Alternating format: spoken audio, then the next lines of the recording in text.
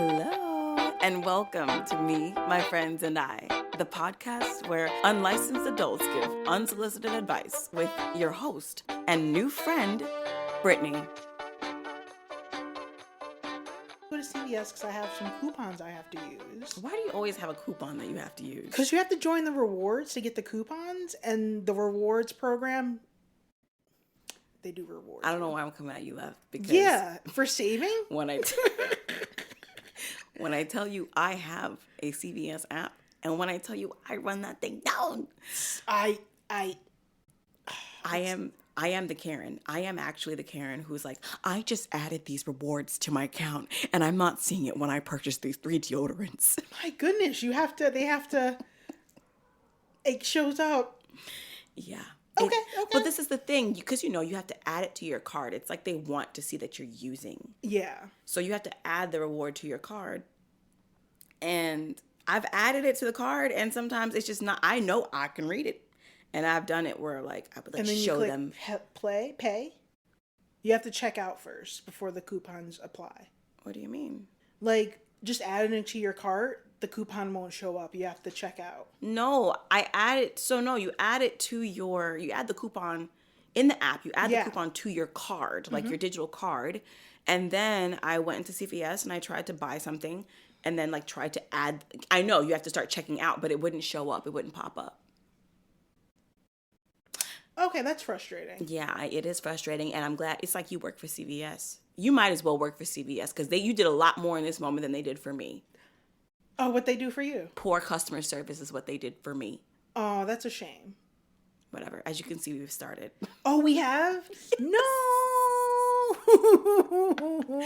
This is the joys because like you're never going to really know because it's just like we're talking anyway. This is how we talk. Is this real or is this a test?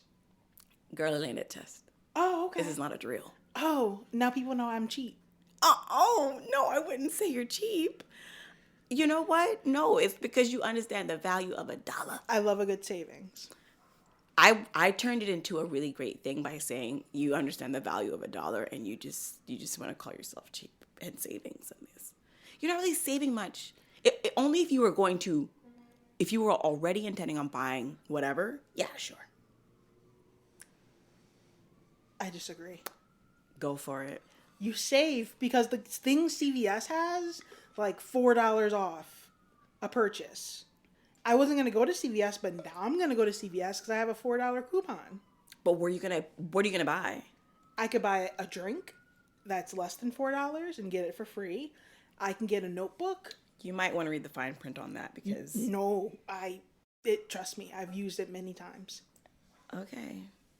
I'm just surprised you're not bringing up Grubhub or like, what do you have? Uber Eats. They haven't given me a 40% off recently. And I'm very because you've been about dogging them out for all of their coupons. Like, damn, this bitch Kelly, she don't you stop. act like I go to the company and it's like, give me please, more please. They just give it to me. Yeah, because you're such a great customer.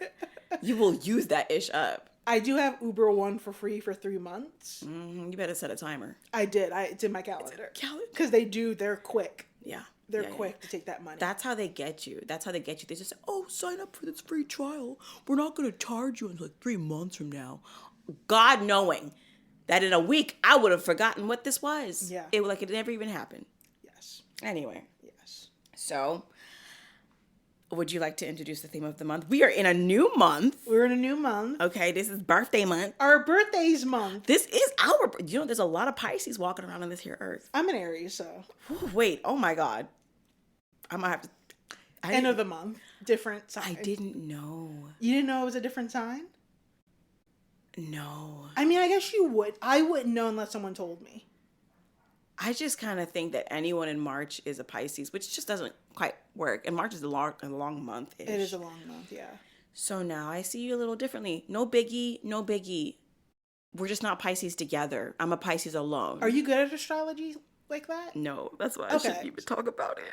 I shouldn't even talk about it. But there are people who will be like, they will really try to act like they know me because they know your sign. They know my sign. No, not okay. Yeah. But it also annoys me because I will say things or we'll have conversations and they'll be like, that's a Pisces thing. I'm like, if you don't get off my line with that bullshit, I'm not. No, that's not what that is, sir. That's me being me. Which could be a Pisces thing. Okay, let's move on. So, theme of the month. Yes. Gut renovation. Bum, bum, bum, bum. Oh, I should have done a drum roll before. I didn't announce it, so it's fine. Oh, I'm sorry. Okay, so yes, gut renovation. I don't want it to become complicated to come up with these themes, but like there's so much around that, like so much around that. And I just want to know where your head went when I was like, hey, yo, gut renovation. My head went a couple of different places. What it landed on was my problem is that I feel like I second guess myself a lot. Go off.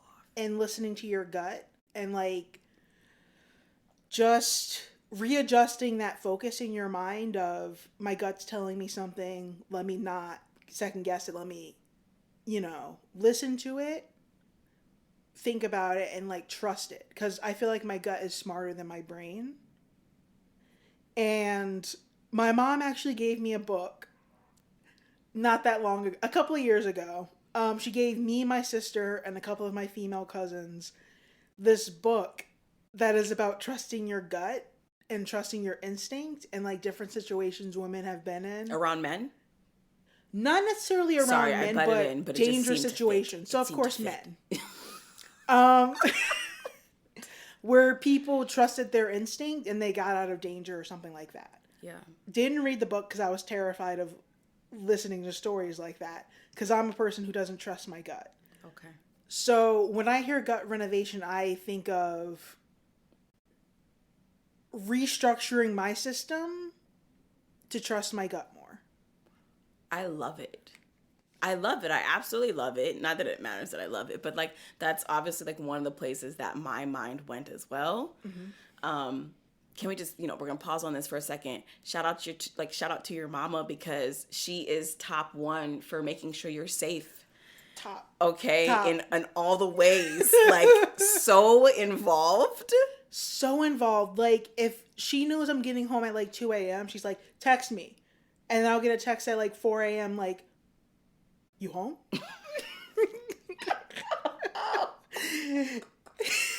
That's a burden for her that she carries. And that's one reason I'm sketchy of being a parent, because I don't want that worry on my shoulders all the time. And even at your ripe age of 21. We're not doing that on this podcast. Okay. We're honest. I'm 33 years old. Got a blast. Oh, wait, are you really? I'm 33. But you'll be 34. I'll be 34. Don't roll your eyes. That's That's your age. Like, blame your mama. Like, don't roll your eyes. I'll be 34 in a couple of weeks. Yeah, that's awesome sauce. Is it awesome? It is. Kelly Wood, would you rather not? I mean, we don't know what that looks like, though. We don't. Other than death, so. But we don't know what death looks like. We know what it. I mean, we know what it looks like, but we don't know what that looks like after. We could talk about that, but that's probably on a different podcast. That's on a different, yes. But shout out to your mama, because she is top 5 for trying to make you feel safe, or at least easing her mind about your, caution that you're taking, or your safety. And I like that. She shows like she's very involved. I like it. Oh, yeah. My parents are definitely like America's Most Wanted, Unsolved Mysteries, the whole 9. So that's what I grew up watching as a kid. You know what I think about, like, some folks would be like, oh, back in the day, you could just, like, hitchhike. And I'm like, back in the day, you could have got took. Like, back in the day, people did get were getting tooken. And it was easy. Because, like, very easy. People, like, less technology, less cameras, less people being aware, thinking that, yeah, every stranger, like, it doesn't mean harm. Yeah. Which I think maybe we have gone a little, I don't know, over the years, you could say that maybe we've gone a little far off the deep end, but people are getting weirder and weirder by the minute. That is true. And I think some of the shows we watch perpetuate it. And I also think that because things are in place now, like cameras everywhere, and that people are getting, I don't want to say better, but they're getting more creepy with the way they do things. Go on. Like if you want to kidnap someone, you can't kidnap someone anywhere because there's cameras everywhere. So you have to kind of think about it more than you did in the 70s when people were just getting taken all the time. 2 things. You make it seem like you have actually been considering these things in your mind. I have it. That's a lot of work, kidnapping someone, and I'm just lazy. It does seem like, and also like you have to do such a good job to not get caught. You gotta do a lot, because the way, so Tamara, my cousin, she will really be out here watching these shows like Murder Kill. Sometimes I'm gonna rattle off a list of names of shows that I don't even know if those are the real names of the shows, because sometimes she makes things up. Yeah. But like Murder Kill, Fear Thy Neighbor. Fear Thy Neighbor is one. Snapped, or like some. Snapped is one. Okay, so you're also in tune with the lifestyle. So yes, I am. Okay, and that's why you're probably more fearful. Yeah, it definitely is. Wow, you say that, but then my cousin will be like, oh, this makes me more prepared. The same way where you would watch Law and Order and you think, all of a sudden, we are all, Detective Benson, being able to figure out crimes. Like, I just don't know if it actually helps to keep watching this kind of material. That's an interesting take, that it makes her more prepared. Mm-hmm. Because I do agree it makes me more scared. But thinking about it, it's kind of like that boy who saved his sibling because he watched SpongeBob and he learned the Heimlich. Whoa. So it's kind of like that, where I won't know if I've learned anything till I'm in that moment. That's very interesting. So like, are you not, I know not everybody's experiencing this because it's a part of the sickness, but I will think through moments. Is that side? You hear that? I hope this doesn't come through that damn siren. But I will think through moments. I will think through escape plans. I will like play the tape forward, as my therapist puts it, on so many things. And sometimes it's actually exhausting. It's very exhausting, because I used to do that as a kid. And my possibilities went so, like after Columbine, when I was in school, I used to think of what's my escape route if something were to pop off in school. But there's so many different variables that I can't plan everything. Yeah. Like I would think, oh, I'd hide in a locker. But I was like, a bullet can go through a locker. Facts. So I was like, it's too much. It's too much thinking. So I stopped thinking about it. Oh, nice. Yeah. So you just chose to avoid it, or like just recognize that there was a cap. For me, there is not a cap. I will just take a break. I will think through the thing and keep going and take a break and then come back to it. And I'll just keep it in the back of my mind. Yes, it is exhausting, but that's a part of trending trauma or PTSD that I get to have fun with every single day. Do you think that in a situation, is it you thinking about what could happen? Is that better than trusting your gut in a situation, or is thinking about it beforehand and like having a plan better? So I think both of those things you mentioned, I work with both of them. Like everybody gets the love. I would say that I will think through these escape plans, or like what could happen, and have a plan for that, plan A, B, C, maybe D. But when it comes time, like that gut thing, if it's like a physical danger that I might be coming to, I sense it, and it's not like spidey senses, but it's like an awareness that's so heightened. It's paranoia, really. Yeah. It's an awareness that's so heightened where like what I smell, see, what I heard, I can feel someone near me, like all that working in tandem allows me to like recognize it as a gut feeling. And I think it's funny because most people be like, gut feeling. And I'm like, baby, it's not heebie-jeebie stuff. Like, you are aware of certain things, whether or not you are like thinking it through. Like your body has an awareness about certain things, or you having seen this like be a part of a pattern in the past or whatever, you are picking up on these things. This is not heebie-jeebie. Yeah. Like your amygdala, that part of your brain. Isn't it in the back? I don't know. I thought it was in the front, but it could be in the back. Maybe the hippocampus. Oh, no, it's called it definitely starts with an A. No, I'm saying that's a different part of the brain. Oh. I think. The hippocampus? Something. We're not scientists, so I don't even know why I jumped off this deep end. Girl, I can swim. You probably can't swim, but I'll swim in these waters. Okay, unknown territory. Okay, unknown waters. But yeah, I think that is like the thing that causes like the fight or flight response. Yeah. For sure. But I'll say that I'll use both, like, information that I know, things that I project, my paranoia, like that skill set. But I will say it's a blessing and a curse, because the same way that I will play those tapes forward around like scary things and things that worry me is the same way that I will like consider things that could happen to have like the best outcome possible.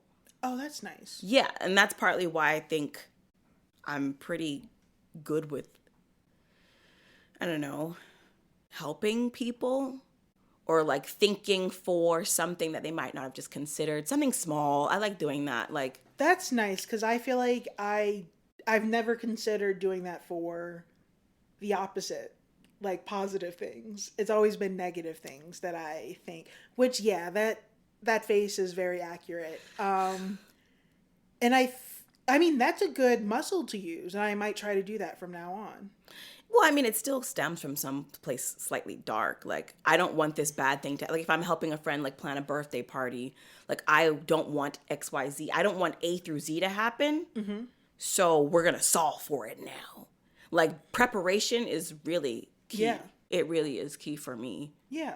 And that's, like, personally and professionally. That's good. I like that. But let's talk more about this gut feeling that you have or don't have. And why you keep challenging yourself, and why would you say that your brain is smarter than your gut? My gut's smarter than my brain. Flipped it, yeah. So your gut is smarter than your brain. Like, you have the gall to say this. Why do you say this? Think about how your brain feels. Yeah, my brain should feel bad about itself, because I feel like anxiety kind of compromises it. Okay. And I think that maybe it's anxiety that makes me second guess everything that my gut is telling me. Like, I'm trying to think of an example. Even like something small, like, what's for dinner? What do you want for dinner? I'm like, or if a friend asks me, what do you want for dinner? That sends me into a panic, because my brain goes silent, and I'm like, I don't know. Food. I've never had food before. I'm not sure. No. And it's just like my anxiety takes over, and that gut instinct of, oh, I know what I want, goes away. I feel like you know what I would like to do is maybe try to like break down the moments of that whole gut thing. Mm-hmm. Because I think it's a matter of listening to it. Yeah. And forget listening to it. It's knowing that it's making a sound. Mm-hmm. And I would argue that your gut is actually attached to your brain.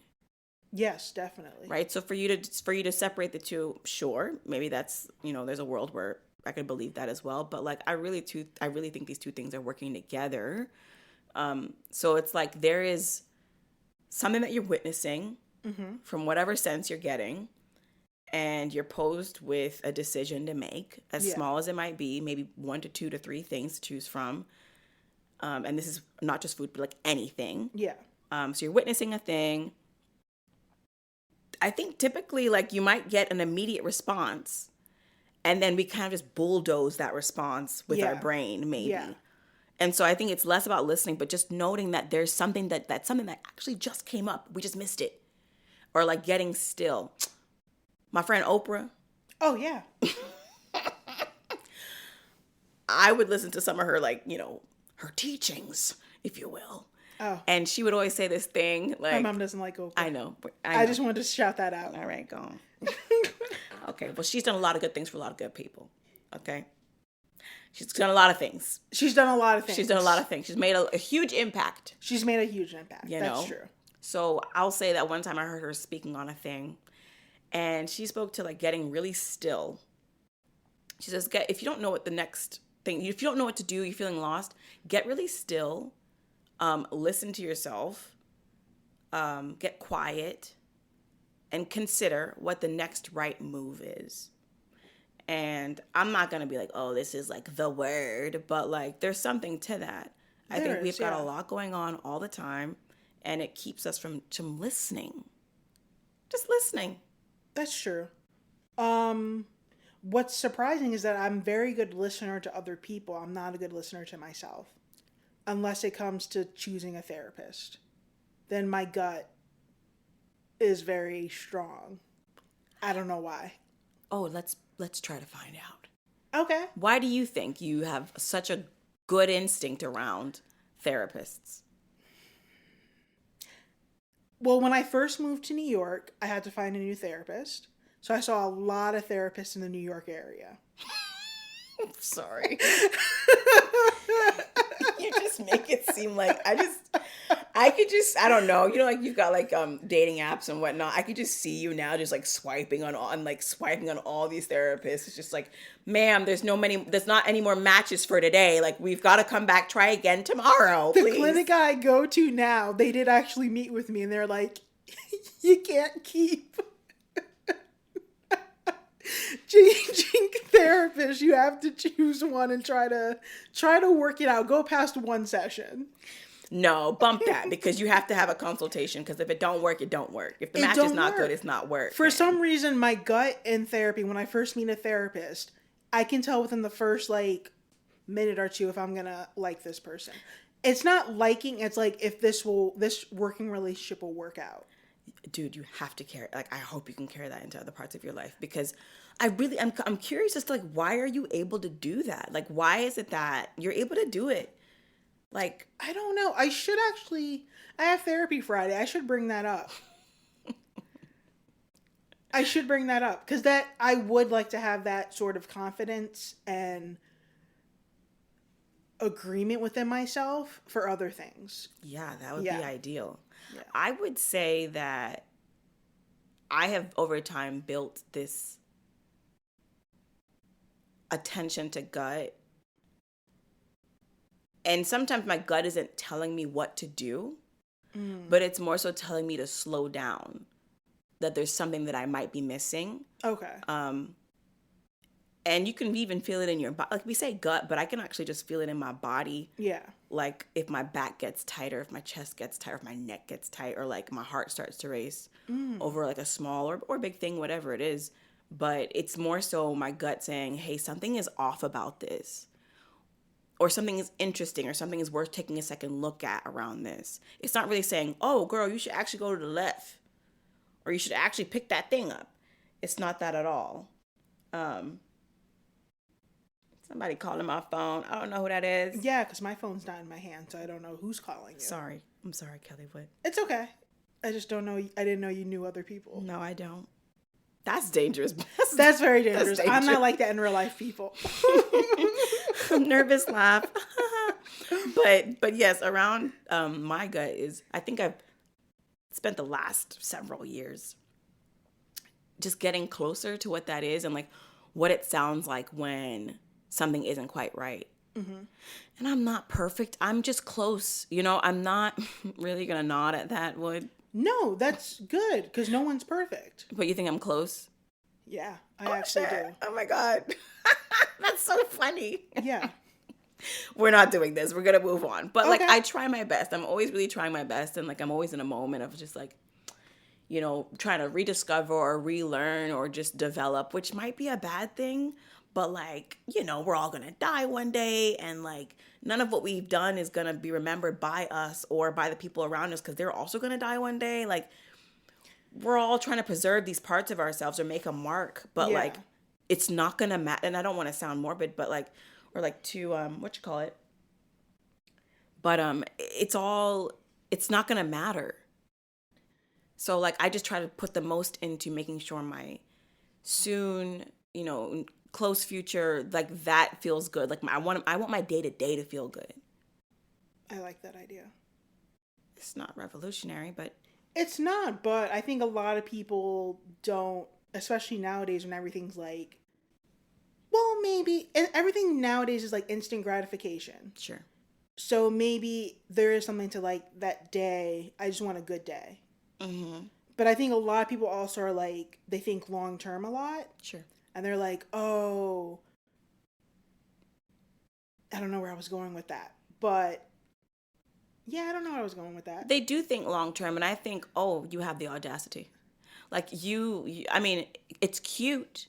Yeah. It's cute and it's honorable in certain ways, admirable maybe even. But like, you have no idea. You have no idea. And I think sometimes it's possible to get lost in your it's like you start to feel lost in your present because of all this preparation and planning for the future. Yeah, I see that. Absolutely. And I've been the victim of that, or like I've chosen with that thought, like, with that mentality before. Mm-hmm. And sometimes it feels good. Like, I'm like, yeah, I'm going to be protected in the future. And I'm like, baby, but what if the future don't come? It's scary to, I mean, it's not scary to think about because no matter what, it's going to happen one day. And that, I do think about that sometimes when, like, with simple things, like someone's like, oh, I'll see you next time. It's like, will we both be here next time? Like, I don't know. That's very morbid, but Something so casual. something so casual. See you next week. Will Will you, though? I don't know. The way the world is now. Girl. Yeah, there's that. Yeah.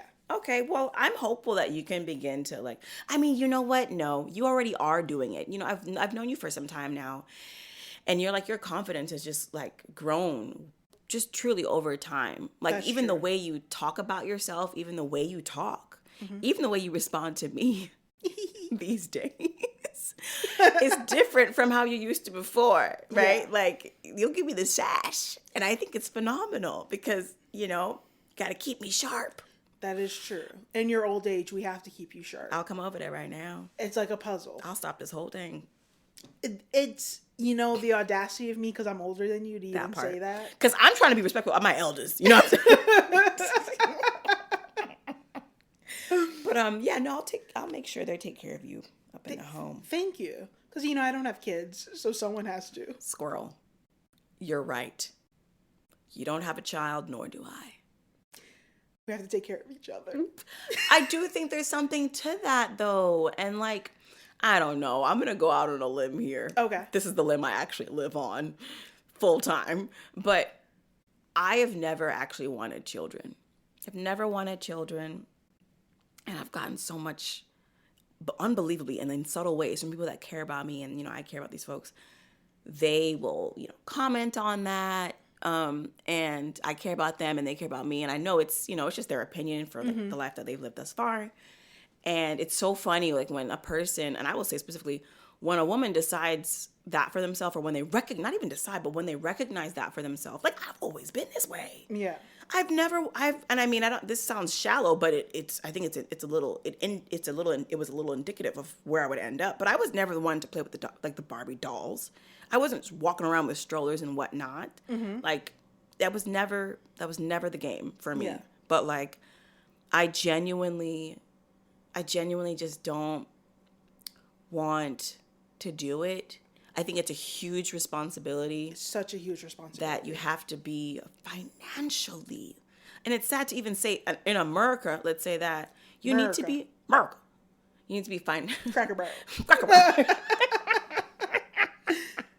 Yes, financially, you have to be very well off. Not well off, but you have to be very much stable. If you want to create, I think, a safe and secure home for this child that you want.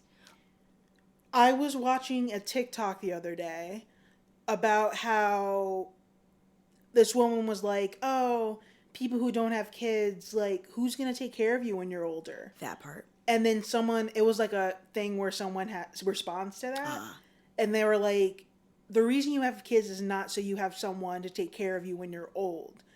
Because there's so many reasons that might not happen. Mm-hmm. Your kids might not be in communication with you. Mm-hmm. Your kids might not be able to, financially, emotionally, all these things. So I think that is not, like, that reason alone is very selfish. And I don't know. I think people have kids for various reasons. I don't think they're always the right ones. Go off. I really feel this way. And I know I've been called selfish. I've been called selfish by like friends. I've been called selfish That's by... That's interesting. Yeah, absolutely. Because I think it's very mature to know that you don't want kids, that you don't want that responsibility, rather than bending to that pressure and having a kid and not being 100% committed, that's kind of selfish. That would be not kind of, that is selfish. that would be very selfish. So I, like, Yeah. by friends, I've been called selfish, and I can't say it was like, you know, I don't think it was meant to hurt my feelings at all, but Yeah. like it was just like a thought. So by friends, by like, you know, maybe someone that I've been dating, and I'm like, you're wild, bro. Like you're wild for calling me that, because you're right.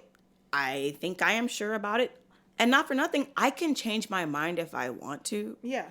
And I'm sure that someone could change my mind. That is like true. if I did end up in like, you know, a particular relationship where I'm like, yeah, I'm a pop it out. I'll pop a couple out for this one over chunk. Seriously, like Yeah. I would do it, because I mean, I think there are lots of reasons why I don't want to have children. Some of which I didn't actually, like, I kind of inherited that. Mm-hmm. So, like, because of how, like, my family was, you know, the things that have happened within my family, and even, like, my extended family, it's just like, no, I'm good.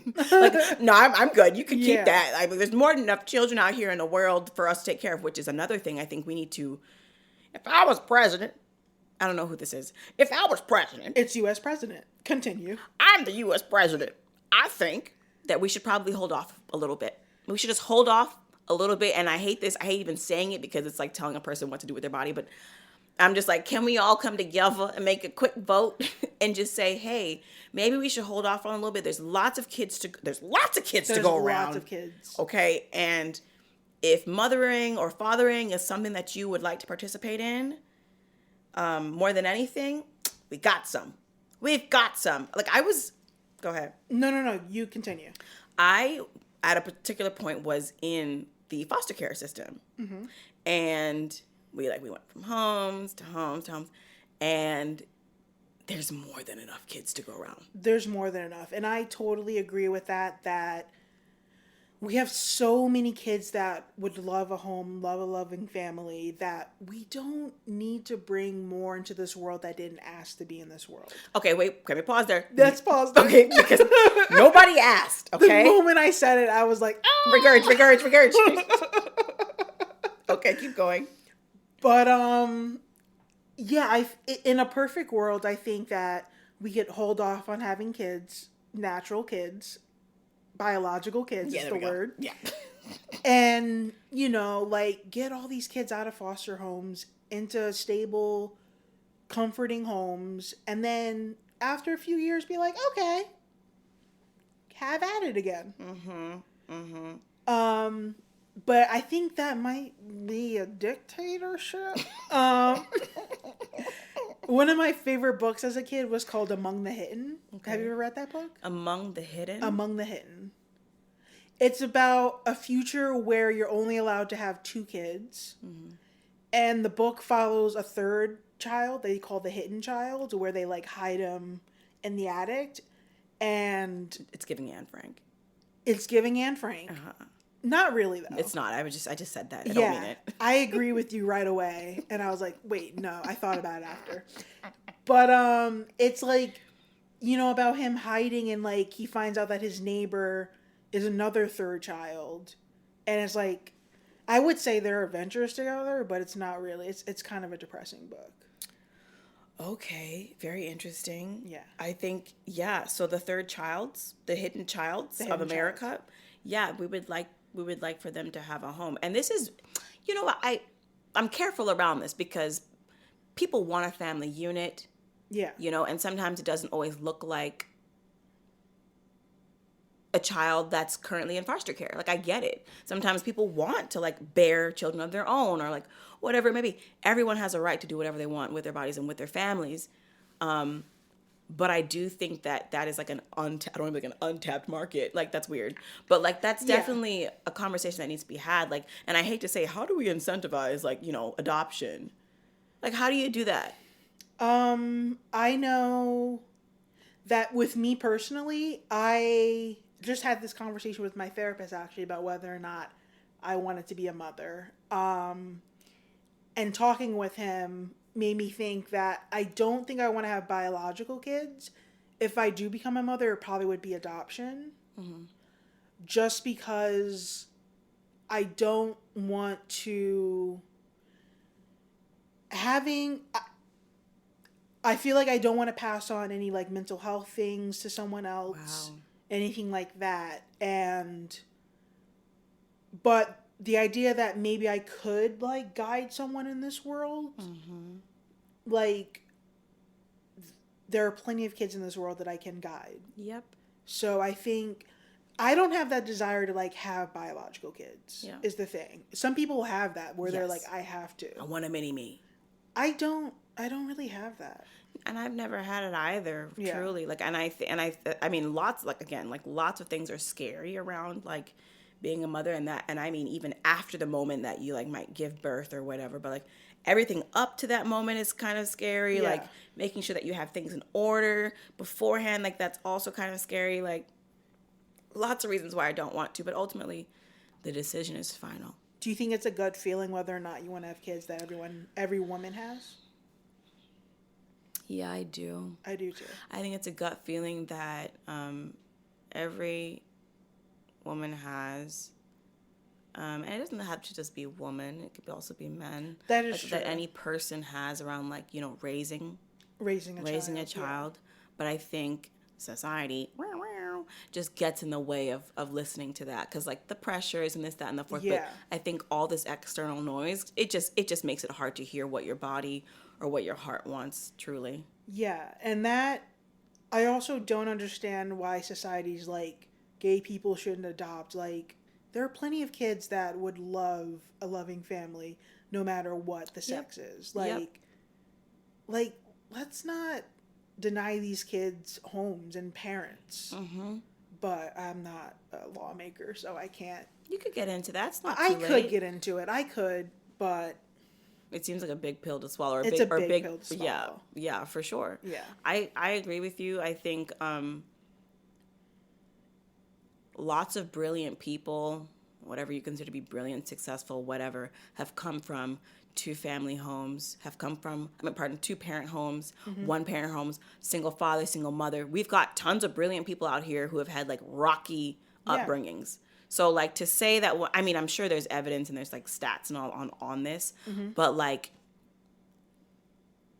the family unit as we know it, it just looks different. Like, there are people who were raised by two parents and completely disowned them. Yeah. Completely disowned them, and for good reason.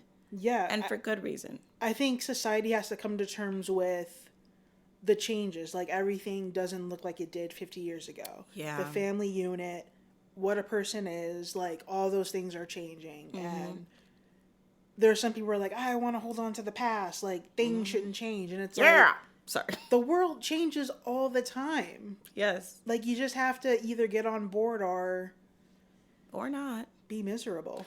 I'm not going to say get on board or be miserable, but I say it's get on board, shut the fuck up, or fight. Yeah. Yeah. It's probably one of those things. To add on to, like, the whole, you know, gut stuff, I think about a conversation that I had with a friend recently, and what came out of it was a relief from thinking one thing to be true for so long and then getting new information. And as time went on, they understood this thing to be true, or like, maybe let's say this, they understood that river to be blue for a long time. And then over time, like, they would see that the river was, like, maybe starting to change colors, but then they would maybe ask the river or like, you know, ask around, be like, is that river changing colors? And the response is no, the river is actually still blue. The river is still blue, but she could see that the river was starting to change colors. Yeah. And everything that she was seeing was true, but everything that she was internalizing or feeling, it wasn't adding up. Yeah. There was a misalignment between what she was seeing and what she was learning and what she was feeling. And oftentimes I think we want what we're feeling, what we're seeing to add up. Yeah. And, you know, we're talking about all this stuff, blah, blah, blah. And it got me thinking about something that came up with my therapist like some time ago. I don't know if it's my current therapist or my last therapist, but it's about this connection with self and being willing to challenge who you think you are. And so I'm trying to brand this like this is a thing. But it goes something like, consider in this moment, for this moment alone, that you are not the person that you think you are. And I think that can extend in many different directions. But bottom line, it's consider that you might not be who you think you are. So the way that you think that you're showing up, I think it's worth in certain moments of your day to consider, am I really that person that I think I am? Yeah. And it could be a good thing or a not so good thing. It could be worth not even judging oneself about. But the simple fact of taking a second look at yourself helps.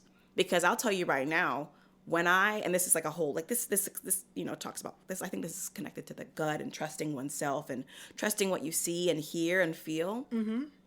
For a long time, I thought, I was ringing down and I was like, I am brave. I am this. I am that. I've got the courage. I'm a badass. I'm confident. But then I stayed in Eyes of a tiger. And I stayed in a situation that was no longer really, good for me. And I was finding it so hard to like step away or just recognize that this wasn't for me. I was having a hard time like making a decision like this isn't right. And yet I was telling myself that I was this confident, brave, courageous person. And I'm like, a confident, wait, the word courageous comes from courage, right? Yeah. Okay, just making sure. Yeah. Making sure. You can make sure with the master. Oh God. So I just wanted to, wrapping that thought up, but like I was making myself, I was lying to myself. I was lying to myself about like who I actually was at the time and I guess who I perceived myself to be. Because if I was brave, I would have stepped out. Not stepped out in the bad way. I would have removed myself from the situation. And so it wasn't until I actually decided to challenge who I thought I was that I actually realized, I'm not actually brave. But I can be. Yeah. I can make a decision to be more brave. And I ended up making decisions that were in alignment with who I wanted to be or who I thought I was. But like that connection to listening to yourself and hearing yourself and challenging yourself is huge. Challenging yourself and other people. Yeah, there's a quote that I'm going to butcher. I know we're running out of time. Oh, no, we're good. Yeah, okay. There's a quote that I'm going to butcher. I can't remember who it's from, but it's like people make choices based off of like the information they have in the moment or something like that. It's better quoted than that. But I think, that thing of I thought I was this, but I'm really not. I think based off the information you had, maybe that was an accurate description of you. And you learn new information and that changes. And I think that's okay. I do. But yes, I agree that information can change. But it's so easy for us to get locked into who we think we really are. Yeah. That it's just, so what I'm saying is it's just worth taking a step back for a moment. For just a moment. Because like, if you might be struggling with like things that are happening to you or what you feel might be happening to you that you may or may not have had more control over, take a look at yourself, take a look at your life, take a look at your choices. Oh yeah. I had an instance where I had an old boss tell me, I don't know if we probably had this discussion maybe privately. I had an old boss tell me that she didn't think I was creative. And that completely shot me with who I thought I was, everything. Like my identity was kind of like compromised all of a sudden. And I don't know why I let someone who doesn't really know me outside of work, who doesn't know me really, sort of dictate how I feel about myself. But that information was like, I went to a tailspin of, what if I'm not creative? What if I'm not these things? Like, what if I'm just lying to myself? Ooh. And, I talked with my therapist about it and we worked it out. And I think that the work I'm doing in therapy and the work I'm doing outside of therapy, I'm making a better foundation of who, like the basic things I know I am, and everything else can change, sway, flow. But I think if I have a stable foundation, then that will be fine. Yeah. And I think back then I didn't have a stable foundation, so that's why it kind of rocked my world so much. So another quote, I don't remember it. I also will butcher it, but ultimately, it speaks to having certain values. Like if you don't stand for something, you'll fall for anything. You've heard something like that, right? Yeah. And I didn't really believe that when I first heard it, like, a few years ago, maybe some years ago. I didn't really believe it. But I really believe it now. Because there are ways that I think I've been challenged or like tried that if I did not have a secure understanding of like what I appreciate, what I value, I would have got. Yeah. It rocked me a little, but I would have got. And obviously there are times in the past where I had been rocked, but like I think I can confidently say or assuredly say now that, yeah, I stand for certain things. I have certain values, morals, ethics, whatever. And when I'm tried, it's easier to deal with because I already know what's up. Yeah. And it makes it easier to recognize when like some bullshit is coming my way. I agree. So we are getting close to time, unfortunate. But I really enjoyed this conversation. I know, me too. And I know we're going to talk more after the mic is turned off, but I really like this conversation a lot. Me too. Yeah, thank you again. Thank you for making a trip, girl. I made a trip during work hours. I wasn't going to say it, but you did. But I was working on the train. No, I wasn't. There was no the day that the MTA has Wi-Fi on the train, whoo, girl. I was thinking about work, though, the whole time. You think they're going to add the Wi-Fi to trains? Didn't they add them to buses? Do they have them on buses? They might as well. I mean, I feel like they need to change so many other things that I'm not even worried about Wi-Fi. I'm more worried about, like, getting the smell up to date with cleanliness. Yeah. Trains run on time. It's so funny that like they use the material that they have used because everything usually looks pretty polished unless there's like gook on something. Everything like looks a little shiny just because of like the I don't know, the material that they used, steel or whatever that's called. But when you see certain things happen, it's nasty, bro. It's nasty. It's a nasty place. I can't even talk because I threw up once on the train, and I still feel bad about that. Because there's nothing I could have done. I was just sick. Oh. And everyone around me was like, oh, I'm sorry. Like, someone handed me tissue. Oh. But it's like, what am I supposed to do? I can't clean. I have nothing to clean it up with. Yeah. And I mean, let them not put garbages or, trash receptacles on the train because that will be all over the floor. Oh, yes. It wouldn't stand a chance. Yeah. But you know what I did see? I think that was a G train I was on. And G's pretty good. The G's pretty good. I can't remember if it was a G or an A, but they are doing something new. And when I tell you, like how you have, it's a train, but you've got subway cars. Mm-hmm. Girl, there weren't any cars. It was all one car. Oh, interesting. The entire length of the train was just like a tunnel. You know like the accordion buses? Yeah. It was like an accordion train. Oh. That's terrifying. I don't like that. I don't like it either. Because I kind of like that separation of if something's going on in this car. Boop, boop for them. I can just hop into this car. That part. And I've done that before. Like I've done that before. It was like my birthday one time and we, it was supposed to be a normal, regular, Sunday. And sure enough, we went and we were there. And this man I'm not even going to talk about all the things he was saying, but he was going off and he was being threatening. Mm-hmm. And me and my two friends, we like hopped and went into the other train car. He then proceeded to come into the same car that we moved into. We moved again. Mm-hmm. But that's a certain level of protection that would be nice to have. Yeah. What are you supposed to do if there's a crazy at the back of the train, in the middle of the train? Everybody getting got. Trust your gut. I'm done. So, in wrapping up, yes, you know what time it is. What is one piece you would leave? And I'll start. Okay, I'm just gonna repeat what I said earlier. Okay. But what's one thing that you want to leave the listeners with, or like my future 98 million year old self with? I will start by saying, consider for this moment and this moment alone, that you might not be the person that you think you are. That's what I'll say. And again, just for the moment, and then move on. And what would you add? That's a good one.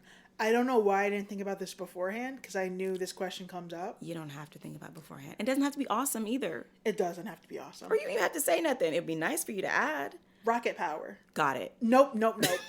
I'd say, honestly, no one is a villain in their own story. So try and see people from their point of view as much as you can before making judgments. Girl, what was that? You made it like you didn't hear nothing, but you got something. Let me wave my hair. That's not. Do a braid. Alrighty, okay. Thank you so much for coming. Of course, I love this. I love this, and I love you. I love you too. Okay, bye.